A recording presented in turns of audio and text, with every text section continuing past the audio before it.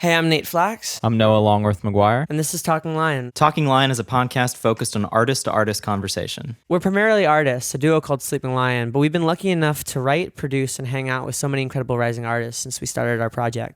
Whether it's at sessions or parties or over cups of coffee, we've talked with our creative friends about everything. Music, life, love, and all the subtle complexities that come with being in the middle of a journey. Talking Lion is about hitting record on these conversations and sharing them with you. There's no real structure, nothing really prepared, just friends talking about life and what it's been like and where it's going. We now have a Patreon for fans of our show to help keep this going. Subscribers will become a part of the show in various ways, from providing questions to our guests, to getting a shout out on the show, to actually being on the show to chat with us. We'll even send you a mug. So check out our Patreon at patreon.com/talkinglion. We recorded this episode with our new friend, Ella Jane. I first discovered Ella on TikTok. And I found her on Spotify's Discover Weekly. It was only after reaching out that I discovered that we were from the same hometown. Small world. Some context for this interview. We recorded this remotely via FaceTime. Ella had recently released her debut single, The City, which as of now has been streamed over 1 million times on Spotify. An extremely talented new artist with a keen understanding of TikTok, Ella Jane is an artist worth keeping an eye on because this is just the beginning. So, without further ado, I'm Ella Jane, and this is Talking Lion.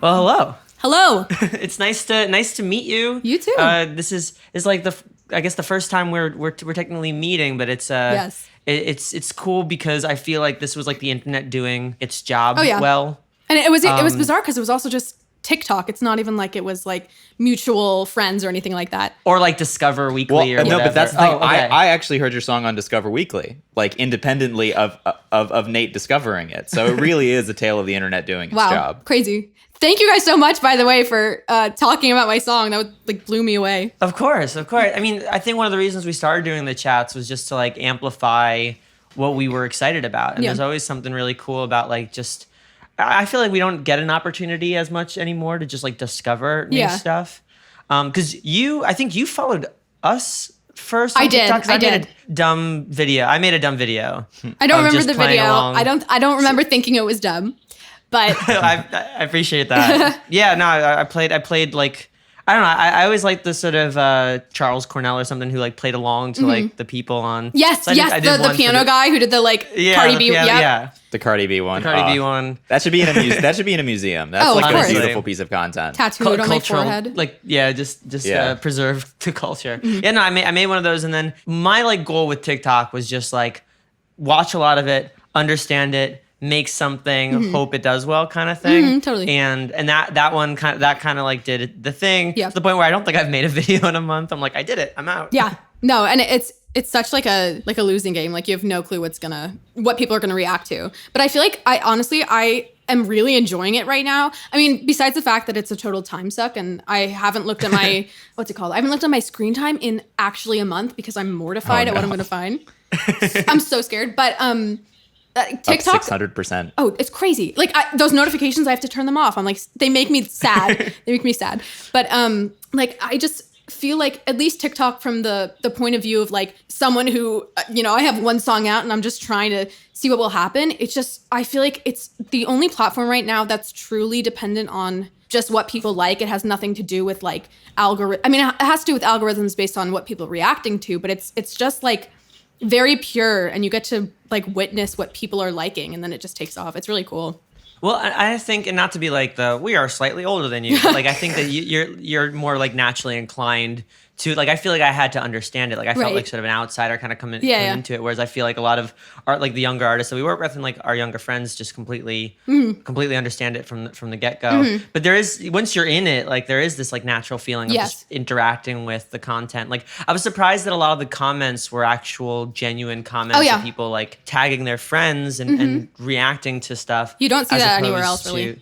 Yeah, like as opposed to like Come to Brazil. Totally. Yes, Come to Brazil. A classic. It didn't feel like a bot or like anything like that. Totally. But, I think it speaks volumes that like one of your most popular TikToks was you reacting to your song doing well. For sure. Like that's a very genuine thing. Yeah, I mean, it was part of it, like just seeing what was blowing up, especially with music, like I remember watching, I don't know how to say it, like Ashy, I think it's Ash. Oh, Ash. Yeah, Ash. Ashy. Ash, She yeah. just posted something of like her, like almost like excited to tears because moral of the story was playing on the radio. And I was like, oh shit, like this is actually, I feel like, a way to demonstrate that like I'm a real person. This is my song. And like, I'm shocked at the success. And I feel like it's a way of like promoting myself that doesn't feel like self-promo, because I just hate when like you see artists promoting themselves in a way that you're not even sure if like they're running the account, like it almost feels like a manager was like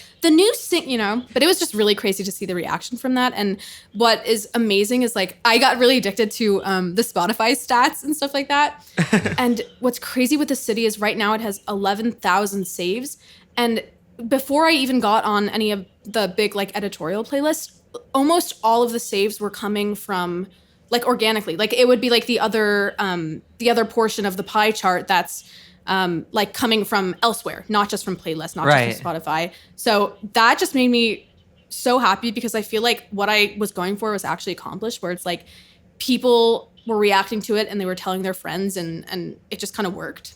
I got really lucky. It kind of fed into itself, which definitely. was cool. Like you announced the song came out, the song was doing well, you reacted to the song doing well, and that in a lot of ways, like that, it was that video that had like the sort of viral burst, and then that leads into the song doing even better, and potentially even getting like the Spotify editorial noticing. Yeah, I kind of wish we had that when we got our first playlist. There was not even like Instagram stories, right? So we just wandered around our dorm just like crying. Yeah, totally. We saw an uptick of like 1,000 streams. We're like, this is it. We made it. Like I remember when so what was interesting about the city was that I had no so I released independently through Level, which I love, but I had no clue about like pitching to playlists. I mean I knew about it, but I didn't realize it was something that had to happen before the song actually like comes out. Oh yeah. And they don't even tell you that, I think, until like after release. They're like, how you can like get playlisted.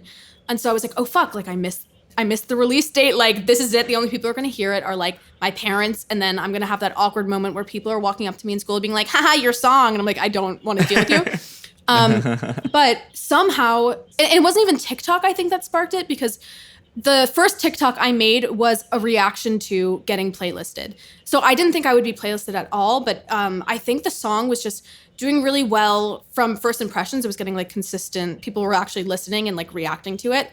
And adding it to their playlist. And because of that, it somehow ended up on Fresh Finds. Oh, cool. Which was crazy. And I thought that was like it. I had like my little week of fun. And then all of a sudden it was Study Break and Chill Vibes. And I can't say Chill Vibes with the straight face. Like, I'm so grateful to be on it. But every time I say it, I'm like, yo, Chill Vibes, dude. Yeah. But I don't know. I don't even know. I'm kind of rambling. No, but here's the thing is like, we had a very similar experience, but we had it, 4 years ago. Right. So it's different. It's like extremely different. The way that like you interact with it is so specific to kind of like what's happening right now, which I think is like really fascinating. It's also kind of cool to hear you ramble because we are from the same like area and stuff. Yeah, totally. Because it's just extremely familiar. I think we ramble very similarly. Yes.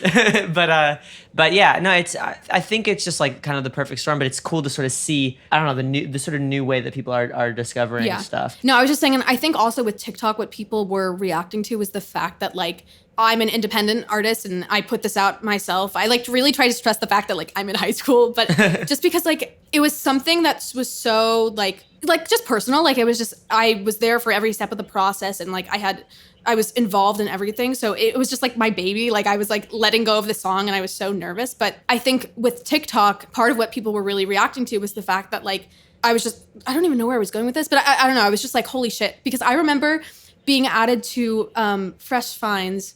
And so I made that TikTok on my free. And I remember I saw it. I was walking down from the senior lot to gym. It was fucking freezing because it was like the middle of, oh my God, what comes after February? God, March. And I just have to like, Back in the before times. Honestly, I can't remember in the before times either. Absolutely not. It's like BC. But Before Corona? Right, before Corona. But I was walking down from the senior lot to gym, and I just like see this, and I go in and I'm like telling my friends in gym, and it was in the like badminton unit, and I was sucking at badminton. So it was so nice to have a win that day. I like went home and then called my dad. And it's just, I think people like the fact, and they're relating to the fact that it's just like me doing something I'm passionate about, putting it out.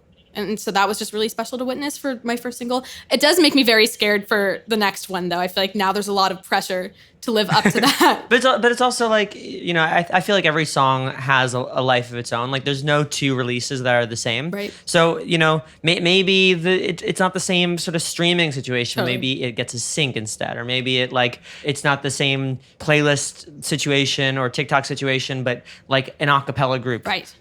Wins a championship with it. Well, like I was gonna say a second ago, the first song that we ever got on Chill Vibes, it got on Chill Vibes 9 months after it was released. Yeah. Which I don't even know if that happens anymore nowadays in these times, but like that song was just trucking along like 10 streams like a day, 10 streams at a time, and then you all of just a see that sudden spike. one day someone found it and someone liked it. So you really never know what can happen with these things. Or even like Easy Free, which I think has had like more or less no playlisting, just an organic situation, was just all of a sudden started showing up at people's Discover. Like even if things aren't meteoric at the start, like everything kind of trucks along at the rate that it does. The most important thing, trust your songs, enjoy your music, because that took us forever. Yeah, is just trusting the songs and enjoying them. Yeah, definitely. But it's also weird because like I haven't had enough experience yet with kind of making that disconnect between me writing this song like at the piano in my living room, like literally on my bedroom floor, to like seeing the fully realized version of it.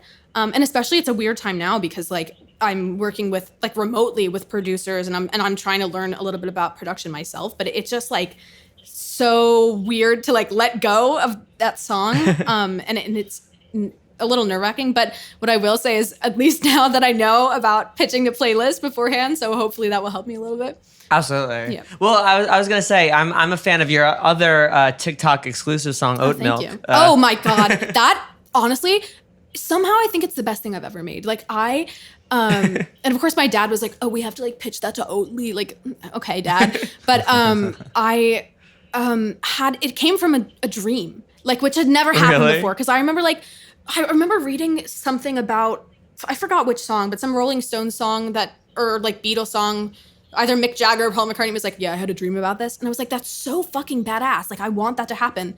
And of course, the song that appears in the dream is like me standing in the kitchen with like a Madonna Vogue-esque, like almost like EDM going, there's no milk like oat milk. But I woke up and I was like, oh, this has to happen. Well, it's like perfect TikTok fodder. Like I feel like TikTok has been the outlet for, sort of weirder errand. I think with TikTok, it's so in sync with like, if you can't tell already, I've got like a pretty bad case of ADD, hence a lot of the rambling and forgetting what I'm going to say. But TikTok I feel like is the perfect app for me because I'm constantly making like dumb little creations, like dumb little videos and dumb little songs. And it's the perfect place to put all of that, to channel all of that, because there's no, like, the worst case scenario is that like a couple people see it and then it kind of goes away because everything's just so fast. And that's like perfect for me because it feels less permanent, and it's kind of like a way to like just be stupid but still like be creative. And that way I can, because honestly, if I had made that dumb ass song before, like what was I gonna do? Like post it on, like release it, post it on Instagram. Right. But now it's like, okay, here's this. Well, and honestly, in 2020, there is such a push for artists to have like a voice, like not just to be on TikTok because they're on TikTok, but to be on TikTok because that's a great outlet if used right to like show off their personality. Totally. I feel like so much of like what we do, if you just took it for our music, you had no idea necessarily who we were other than maybe like sad people. But I think between the podcast and TikTok, you kind of get, like, we're kind of nerds. We're culture blood-ins. Like the whole idea of just like getting to know the artist. But also that's the thing too, is like, there were a lot of people following our page when the drunk girl video piano thing came out. You know, and I was looking at like people's profiles, seeing like, because I wasn't really following anybody. I'm like, I want to see what's up. Yeah. And I clicked yours, and you were just making really great videos. Like some of them were really awesome covers. Some of them were just really, really funny. And then I heard The City. So I listened to it. I'm like, this is awesome. And I show Noah, and he's like, oh, I'm already a week ahead of you. Yeah. So I reach out to you about doing the podcast. And in that, we discover that not only are we from the same hometown, We have the same but childhood. like straight up, and that like you record, and I didn't even know this, but like the person who you recorded with, Sam Stauff, like recorded my first record, like in, you know, like Crazy. And it just kept unfolding. Yeah. It was just, you know, my mom, which is crazy. Yes, your mom taught me for like 2 years at the temple, like at Hebrew school.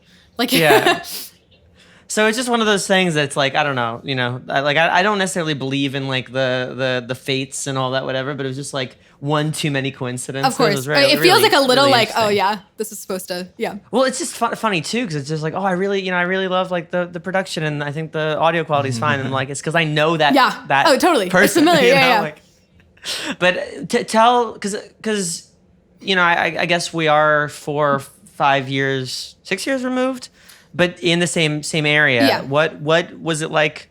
I mean, I know what it was like growing up in my hometown, but what was it like growing up for you? Like, what was your experience? Did you do like the same open mics that I did? Like what probably. was the... So I actually did a lot of like the open mics at the temple, and I would just do that for like in front of like the cantor and the just like the local like, you know, my friends from Hebrew school, their parents and like my parents. And it would be, I was like the youngest one there, and it was me, and then I'd be followed with like some like flute quartet, you know, playing like what's the type of music that's like whatever. Like klezmer. Yes, playing klezmer. Yeah. And I was like, okay, this makes no sense that I'm doing this, but it's fine. But like, honestly, for me, I would much rather, and I've always been this way, I don't know why, I would much rather perform for an audience of literally 1,000 strangers than like close people. So like my family, just for some reason, it just feels so personal. And it's just, it almost feels weird. It reminds me of like being at Thanksgiving, and they're like, there's a piano, will you play your song? And I'm like, no. Yeah. Right. But that's kind of the environment that I felt being from such a tiny town, because like, you know, you're going to school with the same kids your entire life, and you know the same people, and everyone knows you.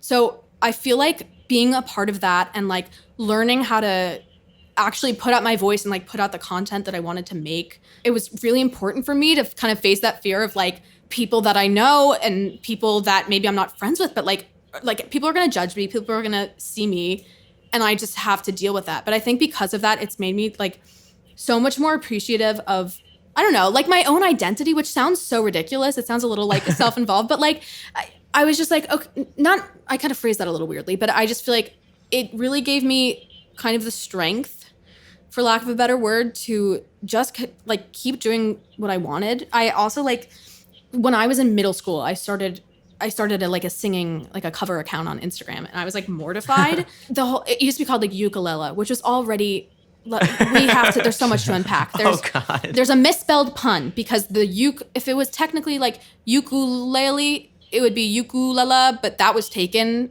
like some bitch. But so I had like ukulele, and everyone would be like, hey, it's ukulele, and I'd be like, ha ha ha. Like, I never know. What was like the first covers you were doing? Oh, okay. It was actually very weird, because that whole account like saw through my entire, first of all, an entire vocal change. Like, I was actually horrible, and that's not an exaggeration. And I still have some of those old videos up if anyone really wants to see.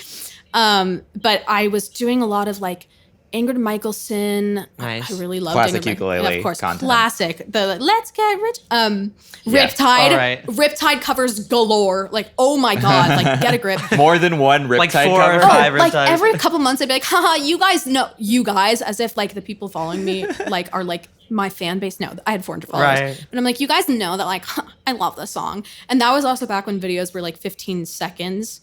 So yeah, a lot of like Maroon 5. But then it was weird because like, you know, when you're in like middle school, and that's when you really start to, you're kind of like, you have to be a poser. That's part of like figuring out like your taste in things. So you have to Yeah. like project who you want to be so you can like catch up to yes, it. of course. And then through that, Yeah. maybe you realize, oh shit, that's not, am I allowed to curse? Are you guys gonna like, Yeah. Okay, And we're not FCC regulated. yeah. You know? Yeah. Um, Yeah. Okay. So like the covers changed to, in middle school, like all my friends started listening to like 21 Pilots and Panic at the Disco and like Sleeping with Sirens and whatever. And I was like, oh God. So you can slowly see like the account shift a little bit into like, here I am with braces singing like This Is Gospel for the 40th time. And then I guess there was just a change. Like even the change from like 8th grade to like the end of 9th grade was just, I kind of became like an actual person. And I think that kind of became visible in my music. And it reached a point where like, it wasn't until maybe last year that I finally got confident with like, I think I'm good. Like, I think I have potential, because like putting myself out there online from like a really young age was so terrifying. And like, I would get a lot of hate, which to be frank, I kind of deserved at the beginning at least, but I just kind of stopped caring. And that really helped me too. Well, I remember, because so much of like, I remember like my middle school experience was like the vlogging stuff started becoming a really prominent thing. So I think everybody, wanted to be a vlogger and I would occasionally do like covers, but I couldn't really sing particularly well. So a lot of that like public facing stuff would always be sort of like, this is what I ate today. But I feel like it was just still, YouTube and Instagram and Facebook were still trying to like come up. I honestly don't know how to use Facebook. Like I feel like I got it for like school, like for college. And I feel almost like the equivalent of like my parents with like TikTok. Like I don't know why I don't get it. It's not for us anymore. It's the primary use demographic of Facebook is an older generation. Completely. It's become a generational divide. I still do, but it's for, more or less to communicate with sort of the more like adults, older friends like, and right. The older friends in my life. But yeah, I mean, to that note, it's just like I feel like everybody kind of develops in the space that they do. But I remember when I started playing open mics, and at first it was just strangers and like everything like that. But when, friends or exes or family members would be there, I would get really, really nervous. Yes. I remember just like, because I wasn't sure how people would interpret the lyrics. Because I would say half what I was writing was like based in truth, and half of what I was writing was completely fictional. Yeah. And both of those could be misinterpreted for something else specifically. Like I could be writing about one person, but then the other person thinks that I'm writing about whatever. And I don't think that entirely has gone away, but I think that, I had a friend who kind of was just like, those who matter don't mind, those who mind don't matter kind of thing, where if somebody's misinterpreting a lyric, like, and doesn't understand what that songwriting process is. Like I always felt that like you write stuff to excise it. Like you write stuff to let it go. Yeah. So if you write something shitty about somebody, I think everybody at some point feels something shitty about the people that they love.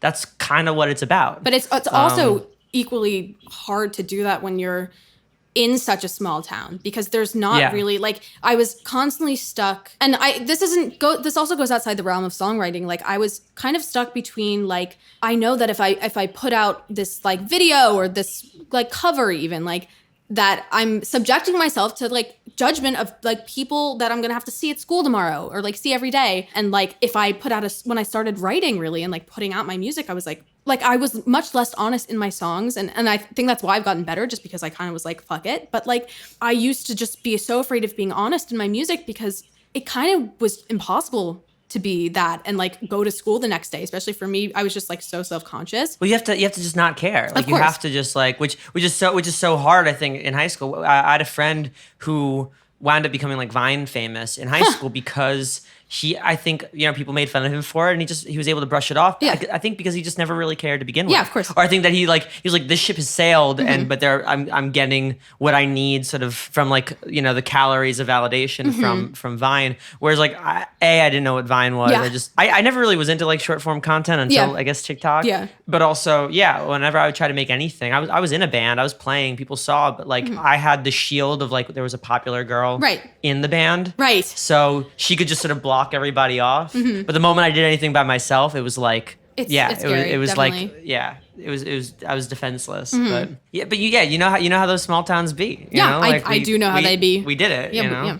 But I feel like also if we're talking about like the difference between even just like a couple years, like for me, there's such a huge difference between like, first of all, I feel like people like don't like make bands in high school.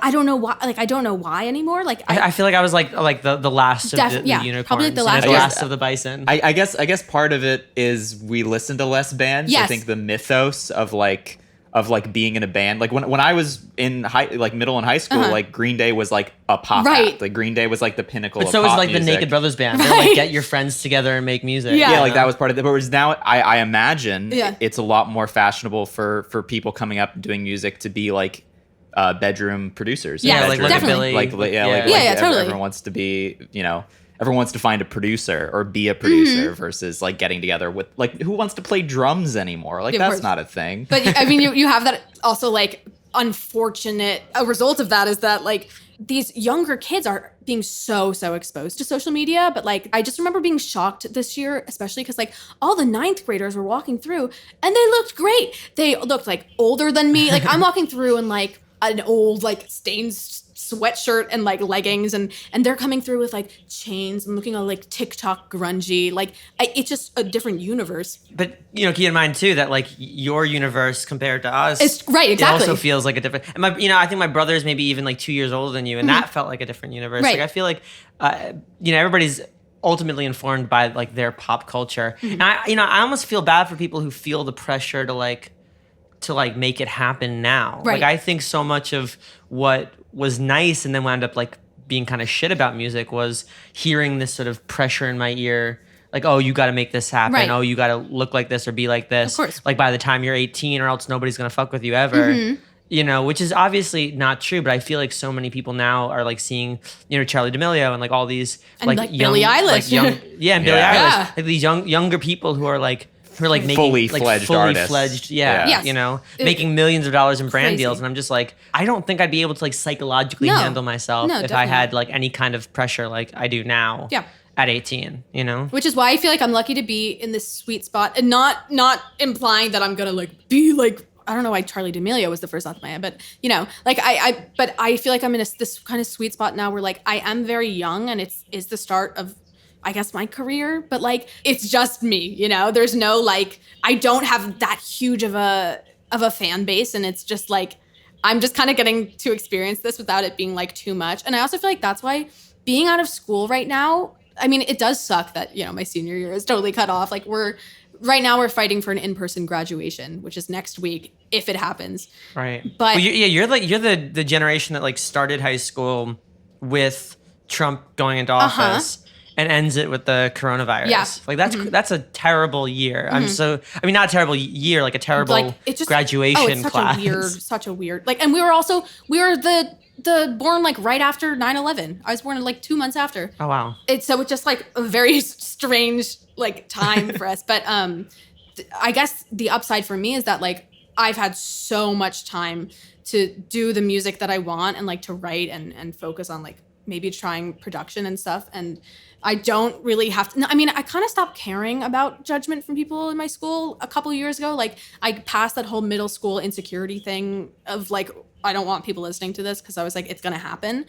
But just having this kind of time right now, I guess it is definitely an upside because I'm just getting to do what I want, which is nice. Well, and to that, like if there's any, any advice or whatever that I would tell anybody, it's just make sure that if you get what you want, it's on your terms. Because I think we've met in our time, like plenty of people who got what they wanted really early, but then realized that they hadn't yet quite defined what they wanted to resonate with what they actually, want or need. I think one of the things I feel really lucky about is that we've had a lot of time. We've had like these sort of little pockets of success here and there, but we've had a lot of time to be able to like define what it means to get what we want. Absolutely. So that like there's no question as to what we're gonna do if, or I'd like to say when it happens. Right.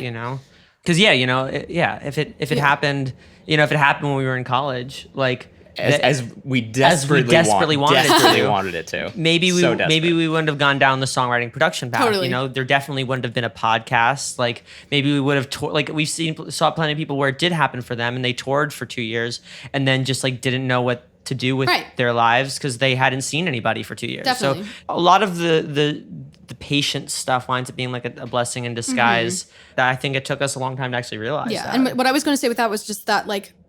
What's great about what's happening in music now and literally just this huge change over maybe the past 2 years is that there's no one's really dependent on labels anymore early in their career at all because you're seeing everyone like Clairo like with and just all these artists, like, especially with bedroom pop, like, blow up, and it's just because of that genuine reaction from people that, like, you can have a fully successful, like, start of your career, and you can have it on your terms, and, like, a label isn't necessary until you actually, like, need that. Like, you can, and so, like, a couple of my favorite artists are, like, people who just kind of, like, started on their own. It's cool that I kind of get to be a part of this, like, time in music right now. Like, I'm kind of getting to control what I want, and I'm getting to put out something that is, like, 100% within my vision. Well, and to that point, like, on the one side, I feel like labels have stopped gambling on artists, yes, which has now sort of left a lot of the heavy lifting to the artists themselves, but has also empowered artists to be like, okay, nobody's going to save me. Like, I'm not making a record for a label. I'm making a record to start my career. Right. Like, I'm making a record that can sustain itself just by people listening to it over and over again. That's on the one side. But to the other side, it's cool that you're kind of seeing the music industry in this way. Because I've always felt that, like, at first you sort of, like, join the wave, but at a certain point you become the current itself. Like, I have no doubt you'll be writing with people and producing with people and everything like that. And the way that you shift other careers and the way that, like, your own, like, artistry and creativity affects other people is going to have an impact on the history of music. Right. There were people that we went to school with who, we had conversations with, and they had conversations with us, and they affected us, and we affected other people, and we all were affecting each other. It's a butterfly but now effect, they're yeah, writing, crazy. but now they're writing, like, these crazy songs. Like, now, like, we get to influence each other, if not, an entire, like, fan base. We get to influence, other artists, right, to do things in a certain kind of way, or to advocate for themselves. Totally. And I think especially during Corona, we're seeing, like, even just, like, the pushback of labels saying, like, hey, like, you've taken money from artists, and now they can't tour to get that money back. Like, what are you doing? Like, we're just seeing these paradigm shifts in these really, really powerful ways, to the point where it's the Wild West, and we get to just decide who you want to be. You can be a bandit, or you could be, the sheriff, or, I hope none of us get tied to the train tracks, but like, I think we get to decide what we want to be in this, which is something that not everybody in music has always had the opportunity, to. Yeah. So I think that's awesome. Before actually going into the city, did you ever play in the city? No, and that's what I was, like, really hoping to do with my senior year. If not even perform in the city, just, like, perform more in general and just kind of get that experience. I mean, I'm sure in college I'm going to get more of that experience, but, like, I just, like, I feel like, speaking of, like, bands in high school, like, there was our generations of dads, all our dads were in bands in high school. Like, it was just a thing. Right. Not musically talented. Like, they didn't have to be. They were just like, this is, like, me and my buddies are, like, starting a band, and, and they'd be like, my dad wasn't, like, I mean, he's very musical and he's good, but, like, he was probably in, like, 15 bands throughout, like, high school and college. And, my dad's in a Grateful Dead was in a Grateful Dead cover band for a while, and now he's in a brass band as a keyboardist. That's my dad plays piano. I mean, he mainly does a lot of, like, jazz stuff, but, like, I don't know. Like, he always talks about, like, he would, like, sneak out into the city, and, like, they would play, like, what's it called? CBGB, yeah. No, that's and just all these, like, very, like, iconic New York small, the bitter end, all that. Arlene's Grocery. Yeah. Well, when I was, like, 15, I used to tell my parents I was going to my friend's house, and then sneak into. So I would hop on the Metro North. Yeah.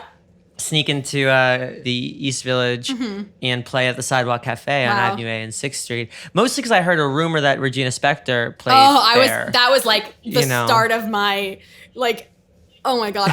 When my Ingrid Michaelson, Regina Spektor phase was, like, such a weird part of my life, but, like, I feel like they're the reasons that I write. Well, you can hear it in the sort of vocal driven part of like the fact that, like, so much of the actual instrumentation of the city is like this vocal layer that goes throughout. And I also appreciate the song's called The City. Like, you know, like that. It was funny is like, you know, I've grown up, I've lived in Boston and lived in Los Angeles, whatever. And I still refer to New York as the city. Absolutely. Yeah. Yeah. Which I feel like other people have taken qualms with, but like anybody on the East Coast is just like, that's I'm going just to the city. It's just like mutually understood. Yeah, of course. Yeah. But yeah, no, the Sidewalk Cafe was like a really cool community. I think Halsey used to play there too. Yeah. But I never ran into her there.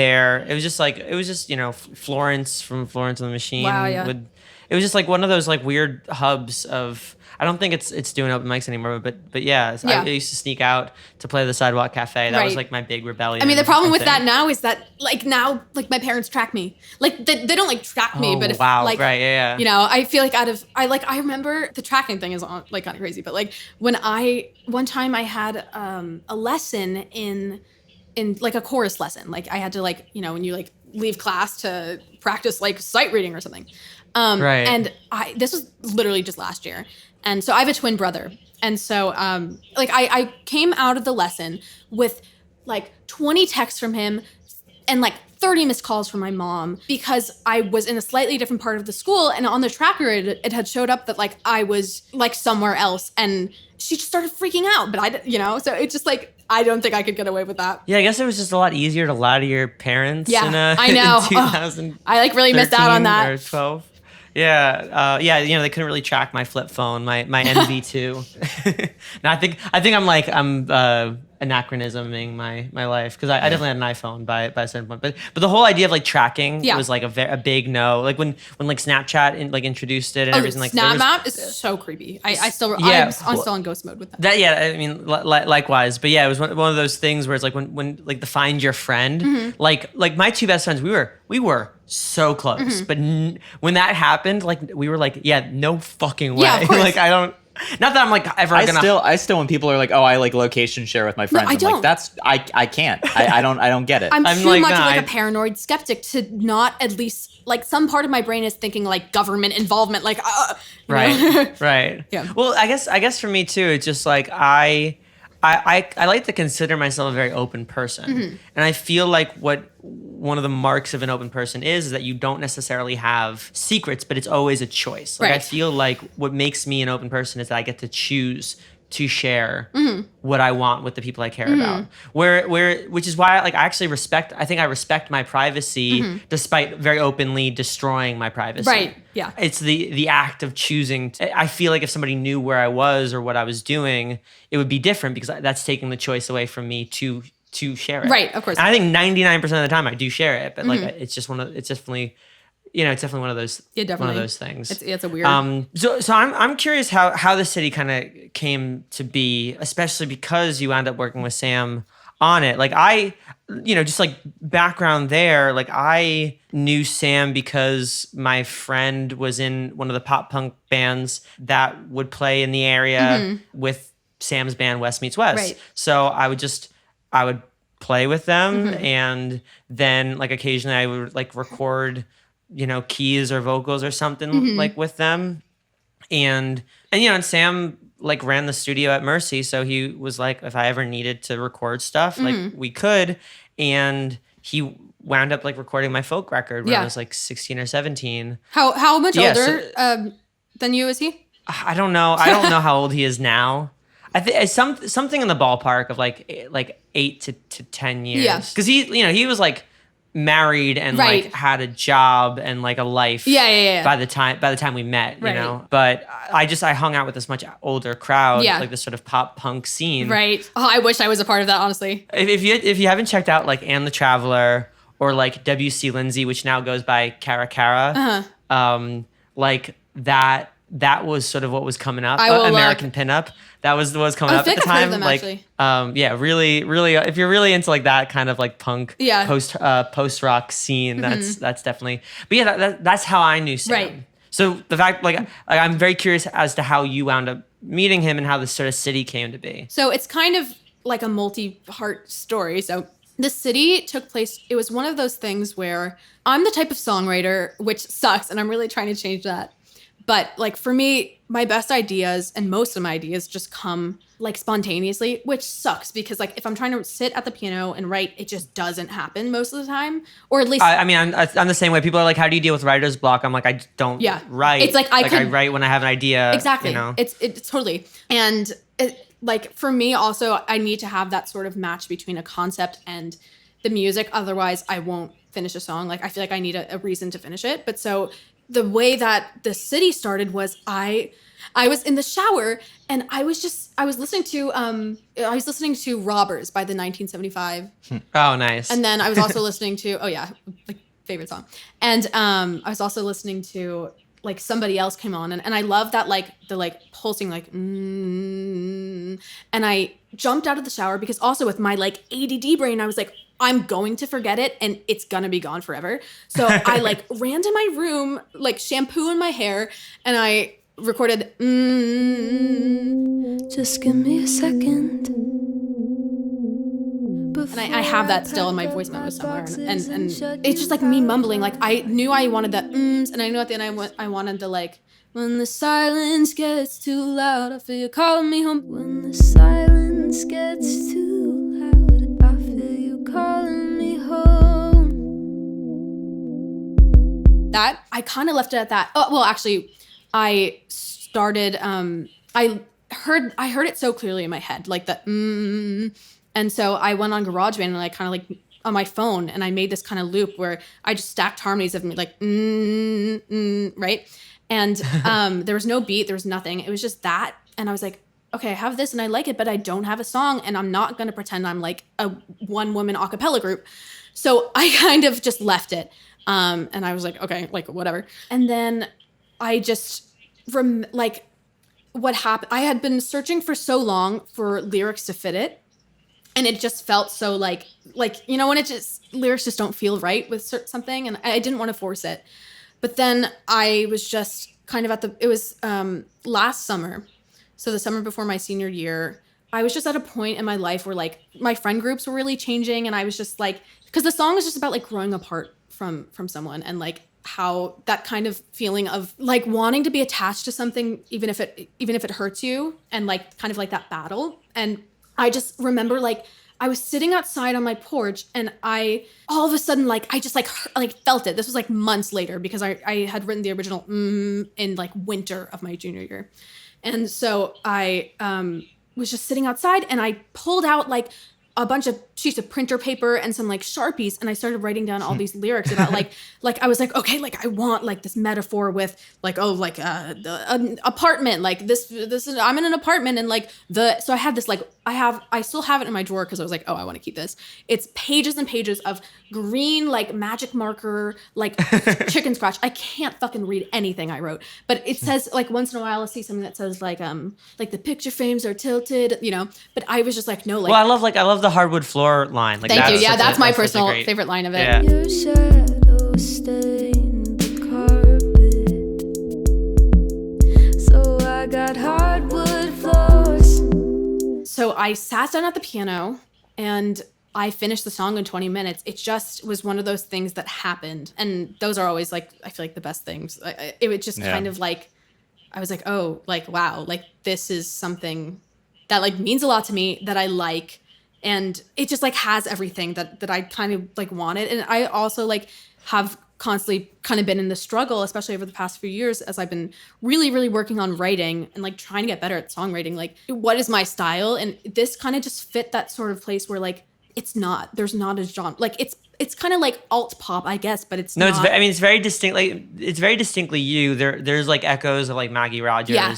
And like, and that's sort of, and like you said, sort of Regina Spektor, like the vocal driven kind of stuff, very organic, very like person, like the big sort of person in the room feeling. Yes, definitely. But very much to like a level of complexity and like a level of freshness to it that like, that sort of sets it apart. But I'm sidetracking. How did you get to Mercy? Like how did that Mercy College being like where Sam works and whatnot? So I was on vacation. We go to like Block Island, which is this like tiny island off of Rhode Island. I was just like in this tiny diner with my family and like some people from the town that like my dad was friends with, like him and his daughter. They're just like, you know how all the like the music dads know each other. They're all in the Halloween bands. And so he walked out to us and we started talking about music and the daughter's like a really, really talented musician. And he was just like, look, I know someone over, and it happened to be Sam. I know someone over at Mercy and you can record for like fairly cheap and it's like really a good deal. So like if you're ever interested, just like call me, let me know. And as soon as I got back, I was like, okay, like I want to do this. I finally, like, I'm so excited. That was the day I remember calling the guy who introduced me to Sam the day after I'd finished The City. Cause I was like, oh, like I'm going to like, I can't lose it. I just got to finish it up. Right. So I called him and he helped me set up a time with Sam.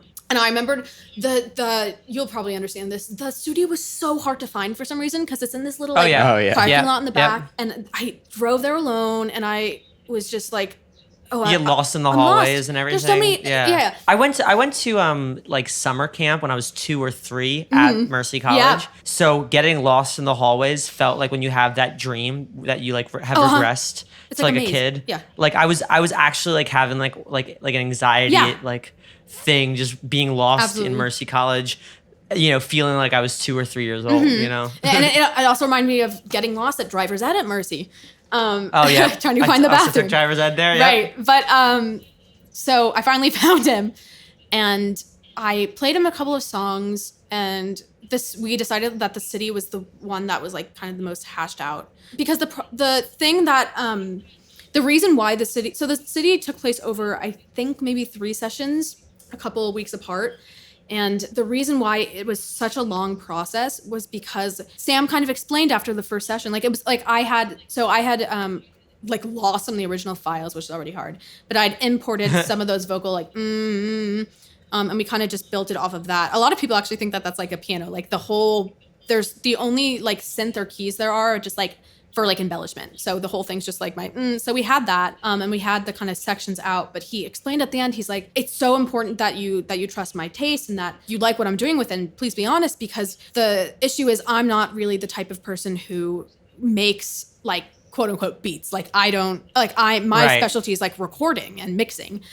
So I'm totally fine. And he's a great sound designer. Like he, you know, amazing. A lot of the West Meets West stuff is like really, it's like really, very like ambient, beautiful ambient textures and like all that stuff. But he's never been like, you know, he's done some like rap, you know, work I've heard. But yeah, his lean is definitely more in the sort of textural and like rock landscape. And so he was like, so he basically explained that, and he was like, I can give you names of like some other people who might help you, but like we can keep going. Like it's just up to you and like what you think will work the best for you. And I mean, it was. How funny would it have been if he referred you to us? It would have been insane. And that would have been like funny. So funny, so funny. I was like, no, I want to stay here. It wasn't very like cost effective and time effective because it was a lot of like figuring out what exactly I wanted, the sound I wanted, especially at a time where like I knew nothing about production. And so, and I still don't really, but like I knew even less. And so the only way I could like describe what I wanted besides references was being like, this sounds weird, but I want to, like I would describe exact noises and I try to like mimic them. But like, hey, that's how I produce. That's totally fine. Yeah, totally. Like you build, if you can build up a way to communicate to producers, that is a style of production. Yeah. That's how they used to do it back in the 60s and 70s. But you know? that's why that experience was so important for me. And that's why I think it's like the best possible version of the song that could have been because it was such like an involved process. Like we would spend like an entire session, like we didn't even get to the recording new vocals until like a long time after, like a month after, because we were spending so long trying to like get this sound. And I was also pushing for certain, like he has a very good ear. So he was like, I remember being there for like 2 hours and he was trying out different guitars and I was like, they all sound good to me. But like, I remember I really wanted this like guitar thing before I had the it was like I wanted this thing that goes like dun, dun, dun, dun, dun, dun, dun. But like I wrote that on the piano and like it sounded good on the piano, but I don't play guitar. I not really, like I don't really know what like a guitar solo should sound like. And so I think it was a mix of like his opinions being like I could tell when he kind of wanted to veto something, but like he was like, "It's you're paying me," so he was just like, "I'm not crazy about it," and I was like, "Take it out."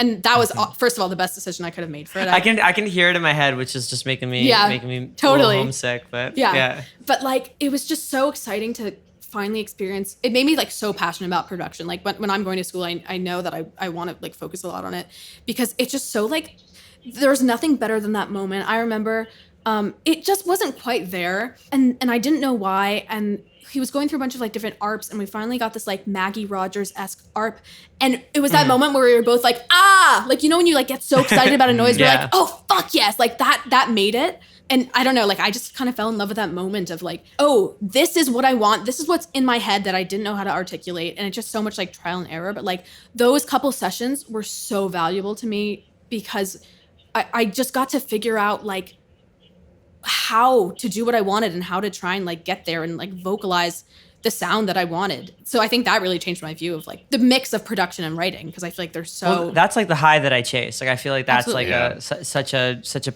powerful feeling of just like of oh, this has been in my head and now it's coming out. You know, totally. Now there's a lot of imagery in the city about kind of like, you know, moving on from someone and moving somewhere else.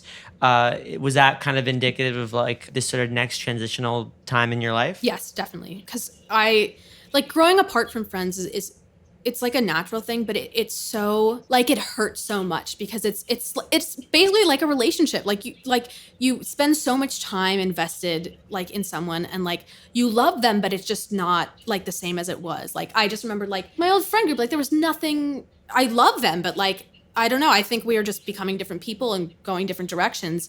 And I was kind of caught in this moment of like, what's best for me is to be somewhere else. And I remember like the line, "There's nothing left for me in the city anymore." There's nothing left for me in this city anymore. Was this line that I had written in my notes like a billion times. Like I would like keep writing it so I could like remind myself of it, because I think I heard it on some, I don't know, like Grey's Anatomy or something, like like where they were just like, oh, like there's nothing left for me here anymore. And it sounded kind of dumb, but I was like, oh, I like that. I'm using it. Right. And so all of a sudden, like it all kind of came together. Like when I was sitting outside on my porch that day, like scrolling out all these like metaphors, like I'm such a sucker for like imagery and like, I'm like an English nerd. I'm an English nerd who's like accidentally illiterate, honestly, because I'm on TikTok all the time. But like, I appreciate that. Yeah. We read one big book once and then we pretty much called it a day. It's such an investment. You're like, okay, like that was my brain exertion time for the month and we'll move on later. But like, I just am such a sucker for imagery. Like my inspirations are for writing are like, Lord is definitely one of my biggest lyrical, like obviously like production, but like, and Phoebe Bridgers all the way. Like I had just. Oh, she's so good. My favorite. Did you cover a Phoebe Bridgers song? I did. On TikTok? I covered her. Yeah. Okay. Yeah. Or no, I didn't on TikTok, but what I did do on TikTok was Phoebe Bridgers' version of Riding Solo. Right. Feeling like a star. Yeah, you know. Not in the country, but like it just kind of like tumbled out of me, and I just got so, because I love that feeling of like when lyrics are so almost tangible, like they're like you're feeling like the colors and like everything. And so those lyrics started coming together with that concept of there's nothing left for me in the city. And it all kind of like, sometimes I don't even realize I'm writing about something that's close to me and like personal and actually happening until I've written it. I'm like, this perfectly applies to the context of my life.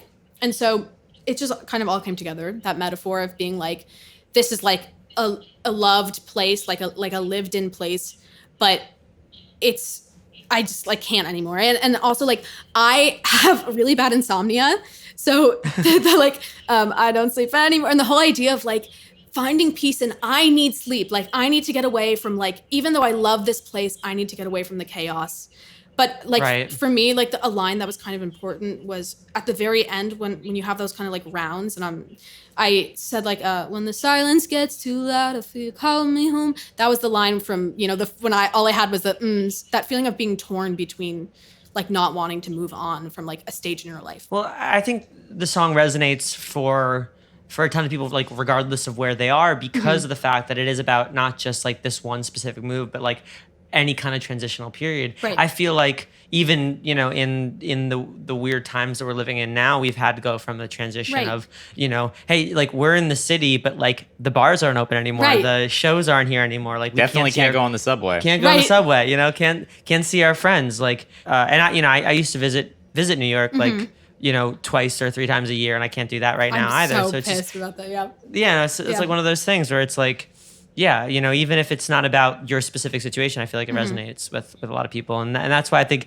it individually resonated with Noah and I in two separate occasions. Yeah, experiencing suburban New York and like going into Manhattan, like, you know, a couple times a month, like it just helped me in the writing process for the city so much because I fully understood like both worlds. Like I fully understood like finding comfort in like the silence of like a tiny ass suburb where you're just like alone versus like wanting to be kind of like surrounded by the chaos. So I think like I'm more not being able to grow up, like be, you know, in my 20s in New York City, but at the same time, like I do like the blends of the quiet. Like I live in a somewhat, save for the construction, a somewhat quiet neighborhood in Los Angeles. At the same time, like we're somewhat close to Hollywood too, but it's also, none of it is New York City and everything like that. So it's, I remember too, I felt like there was such a freedom to be able to leave, you know, suburban New York where everybody knew you and, you know, you could walk everywhere, like to the city where you really did feel small, but there was something nice about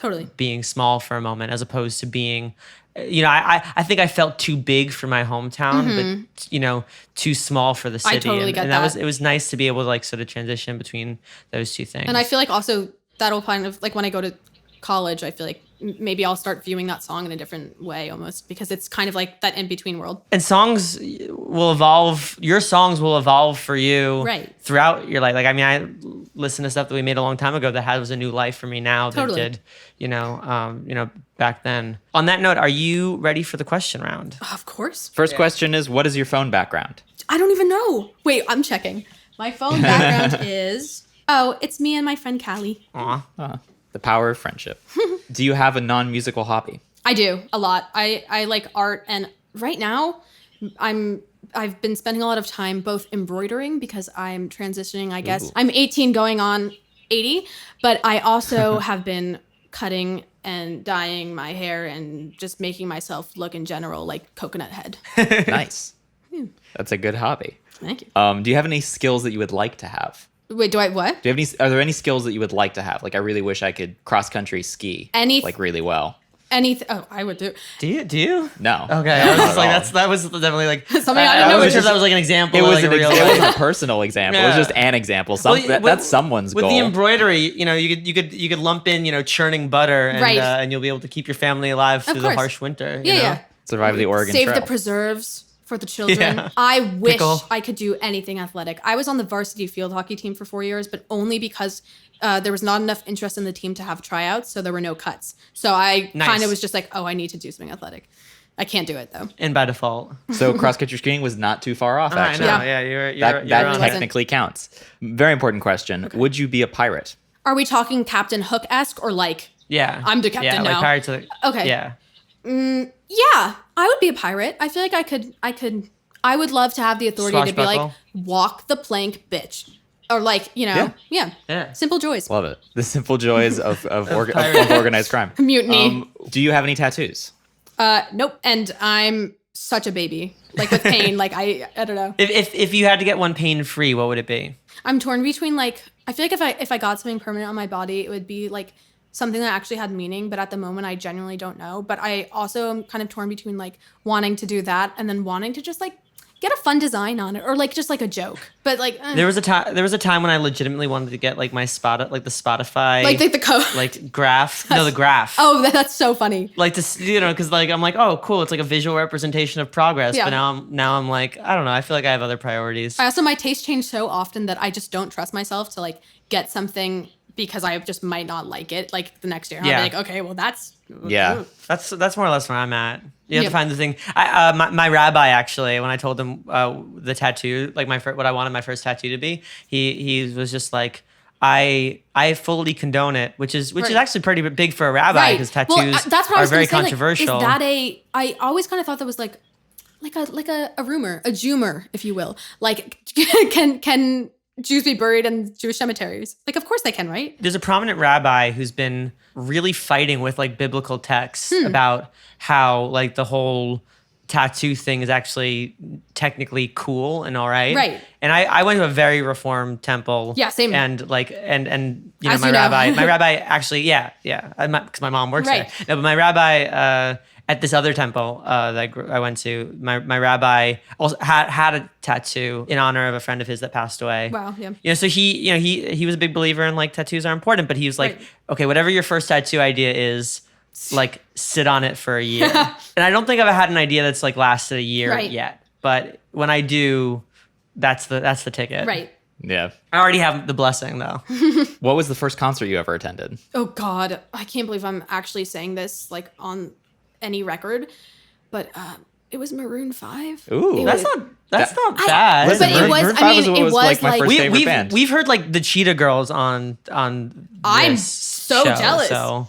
I in Madison Square Garden, I was in 5th grade. So I mean, the good news about that was that like I used to love like Songs About Jane is still like I love that That's album like so much. such a good good record. record. That's So like one good. of my first favorite records. Like, oh they my hadn't, God. I like, still quite think about that sold on like, a out daily yet. basis. And this was like their transition into pop, but I don't know. I just like my dad got like a discount on the tickets, and I was like, okay, Adam Levine, I guess. Yeah. Yeah. That's fair. I think my first Madison Square Garden show was Linkin Park. Oh Ooh, that's wow, interesting. Yeah. What is your go-to karaoke song? Any Adele song. I was a huge Adele fan, Oh, wow. so probably Turning Tables Ooh, that's a good Ooh, one. okay, that's a one. good. That's a good one. karaoke song. Yeah. or You're Making My Dreams Come True by Hall & Oates. Yeah, that's honestly a great one too. Pop culture lightning round. What is your favorite movie, book, and TV show? Okay.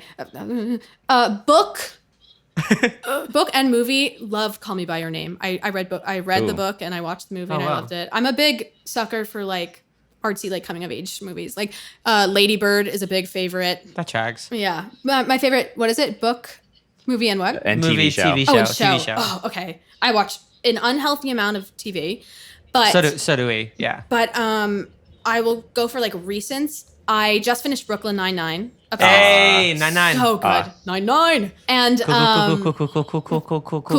Like I do that all the time. I doubt. can't stop it. But I just love how I would describe my taste in shows is like the type of shows that you watch after you've just been scared shitless from like a really scary horror movie and you're like, I'm gonna watch 30 Rock or the monster in my closet's going to eat me. That's like So Brooklyn I Nine-Nine. obsessively watch Frasier as like comfort food. Like Yes. I love watching Great Frasier because show. it's just so easy to like digest. And so that's why I just watched Kim's Convenience in such a short amount of time. I highly recommend it. Nice. Schitt's Creek, stuff like that. Good comfort food sitcoms. Oh, yeah. We love to see it. Definitely feel that. Do you have a scar with a story? It's a boring story. I was trying to cut a kiwi and I sliced my finger like a lot. There's a little scar. Oh, you know what? I do have one of those. I feel like everyone's got some thing somewhere where you have like just pencil lead stuck in you forever, like graphite. Oh yeah. Is that Like yeah. because I have that, but I didn't realize that was like a thing. I'm looking at it right now. I have a when I was in 9th grade, I was studying for a test really late at night, very sharp pencil, fell asleep. Next thing I knew, I felt like I had just been stabbed and there was just this super, like I just don't sharpen my pencils that much anymore. Or just I guess don't bring a pencil in the bed. But like I just woke up with like, there's graphite in my knee and I guess that's my tattoo, if we're talking tattoos. Right. It's a The stick- original- it's a- the original it's stick and poke. original stick and poke. Oh, yeah. But my brother, when he was like 2, so I was maybe like 5 or 6, he ran across the hallway like jousting style with a sharpened pencil and stabbed my back. Ow! And I think I still have the mark. I just hadn't thought about it until just now. Battle scars though, you know? Yeah, siblings. That's what siblings are for. Literally stabbing you in the back. Literally stabbing you in the back. But a good sibling will stab you in the front. I've always thought that. What are 3 thoughts you have at this very moment? This very moment. Go. I need to clean this room because it's gross. I'm kind of thirsty and I hate running because I'm looking at a treadmill. Nice. Yes. Nice. And on a more serious note, what are you most proud of? I am most proud of a song I have that is unreleased. It's called Thief, and it was like the first thing I wrote that was like truly explaining just how I felt. Because in junior year, around like spring, I developed like a really bad depression, and I was just like having panic attacks all the time and just like didn't want to get out of bed. And for some reason I write about cars and everything, whether I realize it or not. I don't know why. I'm not, but Hey, works for Frank Ocean. Oh yeah, it really does. It'll probably be out sometime this summer, so I don't want to say too much, but it's just like that kind of feeling of release almost, because I didn't really realize how I felt or like the kind of extent of like how unhappy I was until I kind of saw it out in front of me. So I'm proud of that. That's always how it goes. I feel like, and not to be like, the first, depression episode or like the first anxiety episode, but I think when you realize that your brain can go there. Right. It's a very eye-opening thing. Totally. And so it's nice that you're at least able to like, and I feel very lucky that we are as creatives able to channel it. Absolutely. So do you ever watch BoJack? I started it. I feel like I should return to it because I'm like missing out on cultural references at this point. It's really good, but there's this one thing where it's just like if you can't make something out of your misery, then like it's useless. Right. Which I don't agree with. I mean, that's like the whole idea. The point in the show the is whole that that's idea not of the show true, is and that it's not. It's like a terribly unhealthy thing. Yeah. But that was the thing too. Is like on the bright side, I always felt Right, we like have that.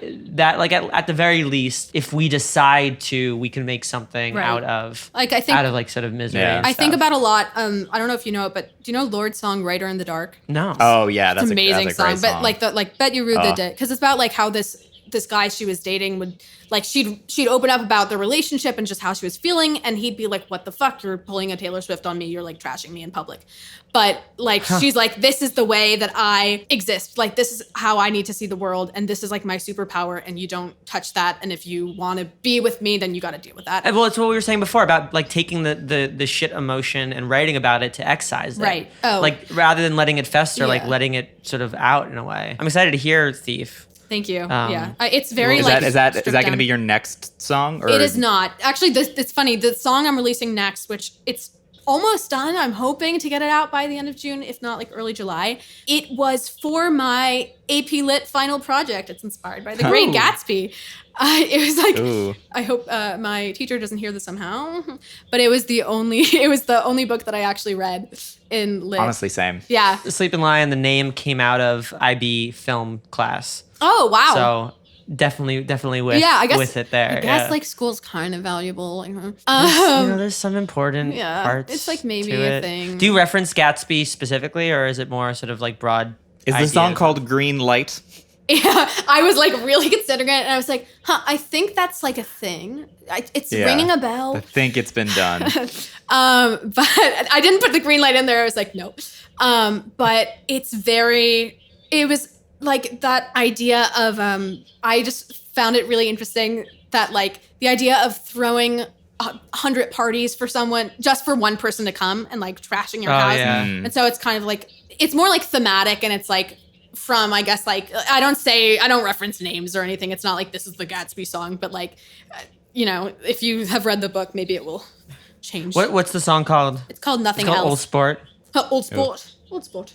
Next question on the question round is, what's important to you? Short answer, my dog. I don't know. Aw. It's an important one. Yeah. Yeah. That's a satisfactory That's answer. a- I'll take it. that. Yeah. I mean, there's that's plenty great. more that's important to me, but she's a cutie. She just got her leg removed last year, so she just kind of hops around, and we're like, oh, A three-legged dog. yeah. What's your dog's name? Her name's Molly. Hi, Molly. Molly the Hi, Molly the three-legged- dog. I'll pass what it kind on. of dog is it? She's a golden doodle. Oh. Aw. Good one. Yeah.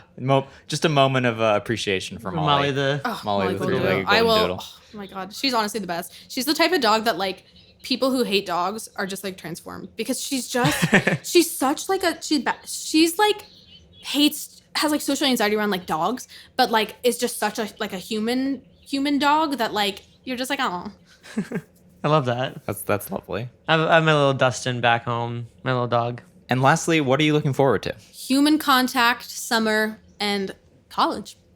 Yeah, That'll definitely do definitely it. something to look forward to. Well, hey, it's It's super nice to meet you. Yes, you too. I hope that when the world goes back to normal, like, and I finally visit my parents again, maybe we can hang. And if you're ever in Los Angeles, we can write and everything. I'll probably see you at like a Yom Kippur one time or something. Yeah, honestly, I wouldn't be surprised if we've already seen each other at Yom Kippur I'm and sure. just like breaking the fast in style. Oh, I miss New York bagels and lox. Oh, You're just I'm not excited to get away, of course. But no, you're awesome, and we're in your corner, as is I'm sure Sam, and it's cool to just sort of see like good things happen to good people for good music, because that shit doesn't go down all the time. Right. So just keep doing what you're doing, and we'll keep shouting it out on the on the podcast. And thank you guys and so much listening. for having me on, and the feeling's mutual. Stay healthy, You too. stay well, and keep in touch. I will. Thank you guys. Silence, you're far too blind.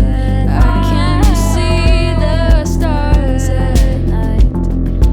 Windows so silent, shut my eyes. Sink my resting heartbeat to the quiet night. We would like to thank Alan C. for supporting Talking Lion on Patreon and Isotope.